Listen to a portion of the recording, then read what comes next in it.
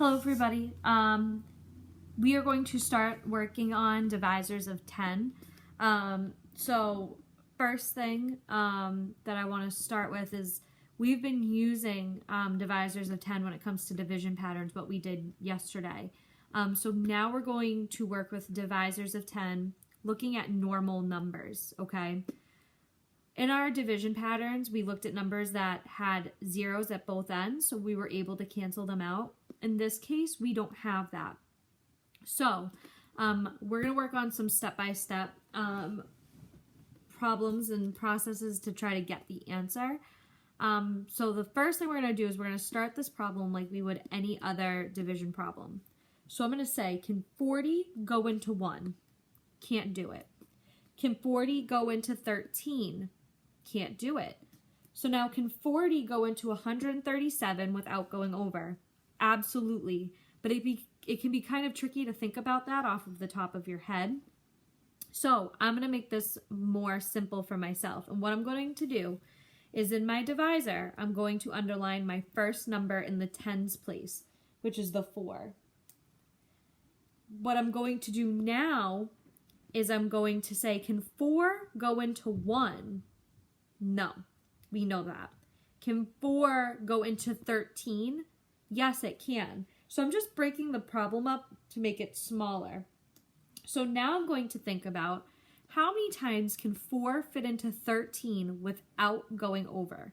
And that's 3 times, because 4 times 3 is 12. So what I'm going to do, and make sure you pay attention to what I'm doing, is I'm going to put the 3 over the 7, because remember, we're still talking about 40 here, okay?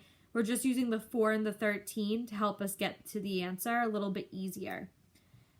What I'm going to do now is just like what we would do in any other long division problems. I'm going to multiply 40 times 3 on the side, okay? I know that 3 times 0 is 0, 3 times 4 is 12, and that gives me 120. I am going to put the 120 under the 137, and I'm going to subtract. 7 minus 0 is 7. 3 minus 2 is 1. 1 minus 1 is 0. So that leaves me with 17. Okay? So now we go back through the process. Can 40 go into 17? No, it can't. Are there any numbers to bring down? No, there are not.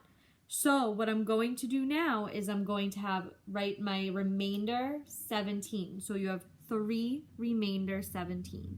Okay?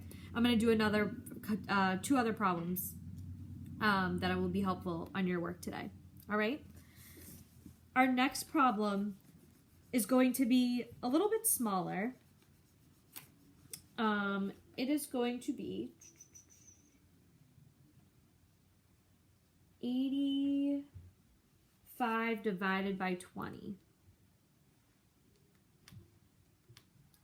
We're going to do the same thing we just talked about. So 85 divided by 20. Once again, we start this just like we would in a regular long division problem. Can 20 go into 8? No, it can't. Can 20 go into 85? Yes, it can, but it can be tricky to kind of think about that. So what I'm going to do is I'm going to underline the first number here, which is a 2. And now I'm going to think, can 2 go into 8? Yes, it can. It can go into 8 4 times. So remember, we're still talking about 20, okay? We're not just going to do 2 times 4. That wouldn't make sense. We're doing 20 times 4 because that's what we're dividing by, okay? So I'm going to do 4 times 0 is 0. 4 times 2 is 8, okay? And that gives me 80. So I am going to put the 4 over the 5 because remember, 20 can't go into 8 4 times. It's going into 85 4 times. And I'm going to put the 80 underneath the 85, and I'm going to subtract. 85 minus 80 is 5. Can 20 go into 5? No, it can't. Are there any numbers to bring down? No. So it's 4 remainder 5. Okay? I'm going to do one more example. Going back to our 3-digit numbers here.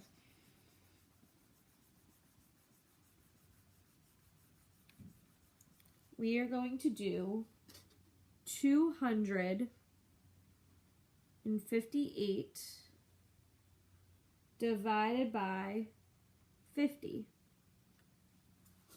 Okay?